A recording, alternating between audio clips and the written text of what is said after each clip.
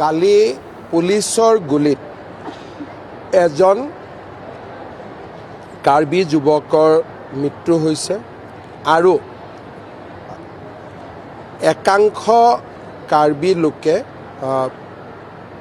দোকান জুই জ্বলাই দিওঁতে দোকানৰ ভিতৰত এজন যুৱক আছিলে। তেওঁ দিব্যাংগ আছিলে আৰু ভৰিখন দি খোজ কাঢ়িব নোৱাৰিছিলে। তেওঁ ওলাই আহিব নোৱাৰিলে আৰু ফলত তেওঁ জীৱনতে অগ্নিদগ্ধ হয়। গতিকে যোৱাকালিৰ ঘটনাত দুজন লোকৰ এতিয়ালৈকে মৃত্যু হৈছে আৰু কেইজনমান লোক আহতও হৈছে। আজি ৰাতিপুৱাৰ পৰা পৰিৱেশ যথেষ্ট শান্তিপূৰ্ণ। তাতে আমাৰ ডিজিপিও আছে, এডিশ্যনেল চিফ ছেক্ৰেটাৰীও আছে। মই ভাবোঁ যে পৰিৱেশ নিশ্চয় আজিৰ ভিতৰত উন্নত হ'ব আৰু তাত আৰ্মিও আছে ফ্লেগ মাৰ্চৰ কাৰণে। গতিকে মই ভাবোঁ যে আজি পৰিৱেশ উন্নত হ'ব, কাৰণ আজি কোনো নতুন ঘটনাৰ খবৰ নাই। যিহেতু ইলেকশ্যন আহি আছে, অলপ 2-4টা জেগাত এনেকুৱা বিক্ষিপ্ত ঘটনা হ'ব বুলি আগৰে পৰা আমি অনুমান কৰিছিলোঁ আৰু বিশেষকৈ ডিচেম্বৰ আৰু জানুৱাৰী মাহটো আমি সতৰ্কতাৰে আগবাঢ়িব লাগিব। ইয়াত আৰু তৃতীয় পক্ষ, চতুৰ্থ পক্ষ এইবিলাক মই ক'ব খোজা নাই, কিন্তু এটাই কথা যে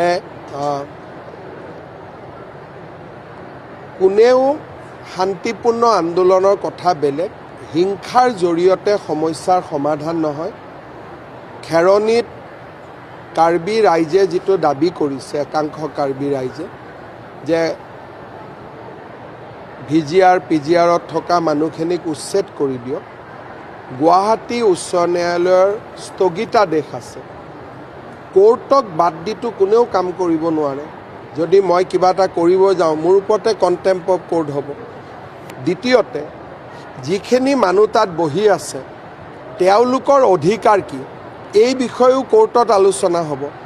আনকি আমি ফৰেষ্টৰ পৰা যিমানবোৰ আজিলৈকে এভিকশ্যন কৰিছোঁ, হাইকোৰ্ট, সুপ্ৰিম কোৰ্ট 2-3বাৰকৈ কেছ খেলাৰ পিছতহে, কোৰ্টে হাঁ বুলি কোৱাৰ পিছতহে আমি এভিকশ্যন কৰিছোঁ। বহুত সময়ত মানুহে মোক কয় ইয়াত কৰি দিয়ক, তাত কৰি দিয়ক। তেতিয়া মই কওঁ লাহে লাহে, কাৰণ আইন আৰু আদালতক উপেক্ষা কৰি কোনো চৰকাৰে কাম কৰিব নোৱাৰে। এভিকশ্যন কৰিম বুলি ক'লেওতো পুলিচে কৰিব নোৱাৰে, কাৰণ কণ্টেম্প অফ কোৰ্ট তেওঁলোকৰ ওপৰত লাগিব।